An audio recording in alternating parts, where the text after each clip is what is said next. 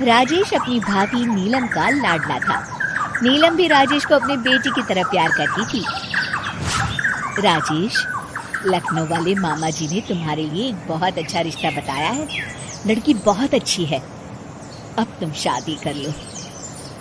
अरे नहीं भाभी, शादी तो बर्बादी है। भला तुम्हारे हाथों के खाने में जो स्वाद है वो किसी और के हाथों में कहाँ। मुझे अभी शादी नहीं करनी भाभी। राजेश की ना नुकुर करने के बावजूद घर वाले उसकी शादी करवा देते हैं, लेकिन फिर भी राजेश अपनी भाभी का पल्लू नहीं छोड़ता। वो अपनी पत्नी को बिल्कुल तवज्जो नहीं देता था। उसके लिए उसकी पत्नी सुधा का होना ना होना बराबर था। अरे राजेश, तुम अकेले बाहर जा रहे हो, सुधा को भी लेते जाओ। अरे क्या भाभी, हफ्ते में एक दिन तो छुट्टी मिलती है और आप वो भी खराब करना चाहती हैं। सुधा बाहर जाके क्या करेगी, वो घर में ही ठीक है। वैसे मुझे देर हो रही है भाभी, चलता हूँ मैं। राजेश की इस बेरुखी से सुधा हमेशा उदास रहती थी। फिर एक दिन नीलम इस विषय को लेकर अपने पति से चर्चा करती है। सुनिए जी, राजेश को कब अकल आएगी? वो तो सुधा की बिल्कुल कदर ही नहीं करता। अब आप ही बताइए, ऐसे कैसे चलेगा? तुम ठीक कहती हो, राजेश को सही रास्ते पर लाना ही पड़ेगा। चलो मैं तुम्हें एक उपाय बताता हूँ। फिर 2 दिन के बाद नीलम बाजार से खरीदारी करके घर लौटती है। ये लीजिए माँ जी, मैं आपके लिए नई साड़ी लेकर आई हूँ। बबलू, ये तुम्हारे लिए। नीलम सबके लिए कुछ न कुछ लेकर आती है। भाभी, आप मेरे लिए कुछ नहीं लेकर आई क्या? अरे राजेश, तुम क्या समझते हो, मैंने कोई बैंक खोल रखा है या फिर घर के आंगन में पैसों का पेड़ लगा रखा है? तुम हर बात के लिए मुझसे उम्मीद क्यों रखते हो? अब बड़े हो गए हो, अच्छा कमाते हो। क्या भाभी, मैं तो बस। अरे बस भी करो, तुम्हारी ये बच्चे जैसी ना समझ बातें सुनने के लिए मेरे पास बिल्कुल वक्त नहीं है। नीलम राजेश को झिड़क कर वहाँ से चली जाती है। राजेश अचानक अपनी भाभी का ये रूप देख असमंजस में पड़ जाता है। फिर एक दिन नीलम रसोई घर में खाना बना रही होती है कि तभी राजेश वहाँ आता है। भाभी, आज मैंने अपने बॉस से वादा किया है कि उनके लिए आपके हाथों का बना गाजर का हलवा लेकर आऊंगा। आपके हाथ से बने गाजर के हलवे में तो जादू है, जादू। मेरे बॉस तारीफ करते नहीं थकते। प्लीज अब जल्दी से बना दीजिए ना भाभी।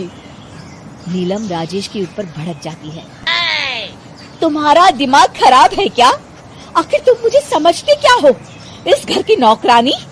जब देखो तब फरमाइश करते रहते हो, भाभी ये बना दो, भाभी वो बना दो। अरे तुम्हारी पत्नी सुधा भी तो इस घर में रहती है, तुम उससे कुछ क्यों नहीं कहते? भाभी, आप इस तरह की बातें क्यों कर रही हैं? अरे बस भी करो राजेश, मेरा दिमाग और मत खराब करो, जाओ यहाँ से। अपनी भाभी का इस तरह बेरुखी भरा बर्ताव देख राजेश को बड़ा बुरा लगता है और वो उदास होकर अपने कमरे में बैठ जाता है। तभी उसकी पत्नी सुधा वहाँ आती है। क्या हुआ जी, आप इस तरह उदास क्यों बैठे हैं? राजेश अपनी पत्नी को सारी बात बताता है। राजेश की बात सुनकर सुधा मुस्कुराती कहती है, बस इतनी सी बात। चलिए जी, मैं आपके बॉस के लिए गाजर का हलवा बना देती हूँ। अरे छोड़ो, तुमसे नहीं हो पाएगा, रहने दो। आप तो बस देखते जाइए जी, अभी आती हूँ मैं। थोड़ी देर के बाद सुधा हलवा बना के राजेश को देती है। फिर राजेश अपने ऑफिस चला जाता है। शाम को जब राजेश घर आता है तो खुशी के मारे अपनी पत्नी सुधा को गले लगा लेता है। अरे वाह सुधा, तुमने तो कमाल कर दिया। सच में क्या स्वादिष्ट हलवा था। मेरे बॉस बहुत तारीफ कर रहे थे और इस हफ्ते घर आ रहे हैं तुम्हारे हाथों का खाना खाने। और इतना ही नहीं, उन्होंने मेरा प्रमोशन भी कर दिया है। सच? हाँ, मुझे माफ कर दो सुधा, आज तक मैं तुमसे गैरों की तरफ पेश आता रहा। अरे ये कैसी बातें कर रहे हैं जी, मैं तो आपकी पत्नी हूँ। धीरे धीरे राजेश अपनी पत्नी के साथ पूरी तरह घुल मिल जाता है। और अपना ज्यादातर समय सुधा के साथ बिताने लगता है और उसकी हर छोटी मोटी जरूरतों का ख्याल भी रखता है। ये देख राजेश के भैया और भाभी बहुत खुश होते हैं। फिर एक दिन राजेश और सुधा बाहर से घूम कर आते हैं। राजेश, सुधा के प्रति तुम अपनी जिम्मेदारी समझो, इसीलिए मैंने तुम्हारे साथ ऐसा बर्ताव किया था। अगर तुम्हें मेरी किसी बात का बुरा लगा हो तो मुझे माफ कर देना। अरे अरे भाभी, ये क्या कह रही हैं? मैं जानता हूँ आप तो मेरे लिए हमेशा अच्छा ही सोचोगी।